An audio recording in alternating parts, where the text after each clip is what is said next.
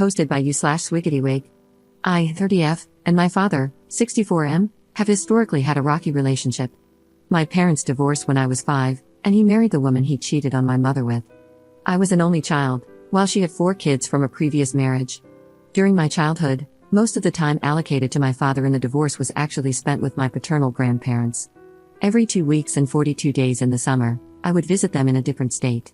I cherished my time with them, and they always stood up for me. There was tension early on in my dad's new marriage when my stepmom demanded that my grandparents go back to the store one Christmas and buy an equal number of gifts for all her children, even taking some from me to give to her youngest. Many times, I would sit on my mom's sofa waiting for my dad to pick me up, only to find out later that he was on family vacations with his new family. I could spend all day telling Cinderella stories, but I need to stay focused. My grandparents picked up the slack. We spent summers learning how to make baskets, gardening, camping, and doing various activities. Their home became a second home to me. When I was 13, I went to live with my dad after some methodical brainwashing, and from then on, I rarely saw my grandparents.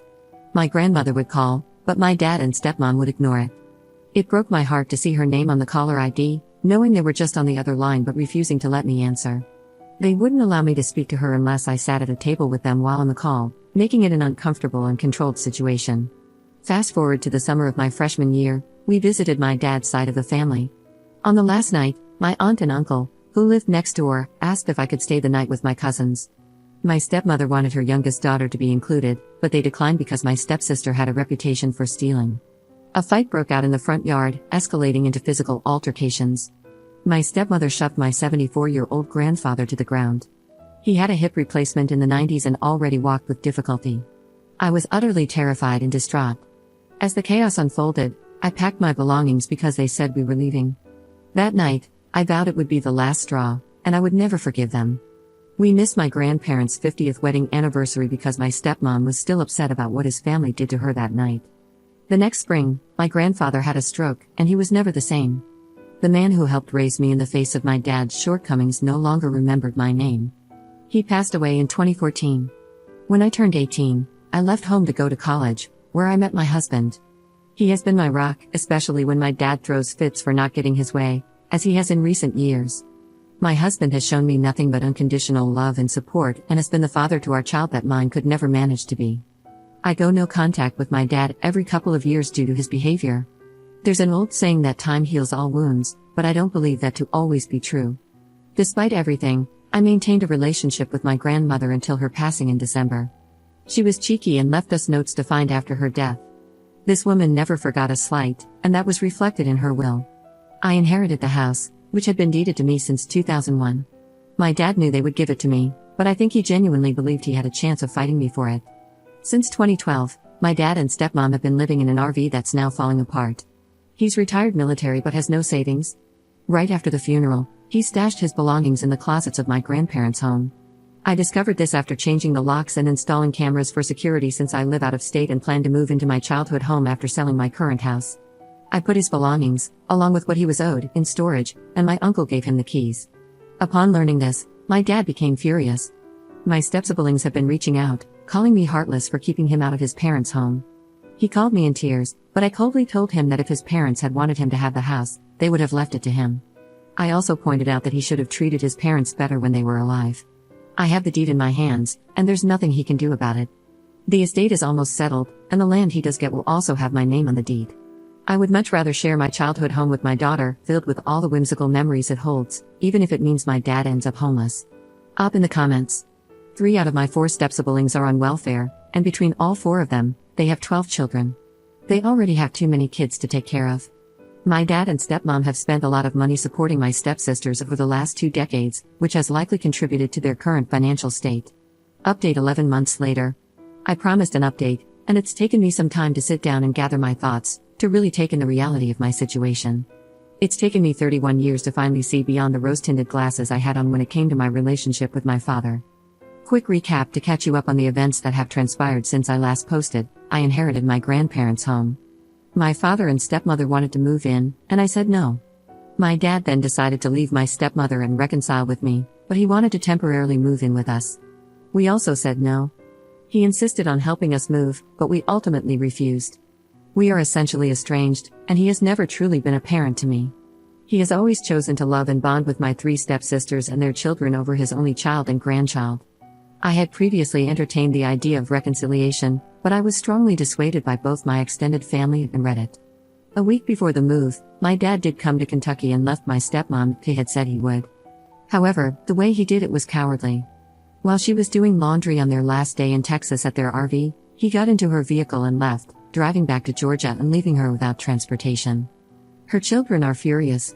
Once he got to their RV in Georgia, he parked the car, packed up his truck and trailer, and headed to Kentucky. He spent a week here on his property, which is next to my inherited home. He was essentially camping in a small trailer he uses to haul things for flea markets. He asked if he could use my water hose to shower, and I agreed, thinking, what could it hurt, since I had cameras outside? Well, here's where I was wrong. I got a call from him saying, water is pouring from under the house. I told him to shut the water off immediately.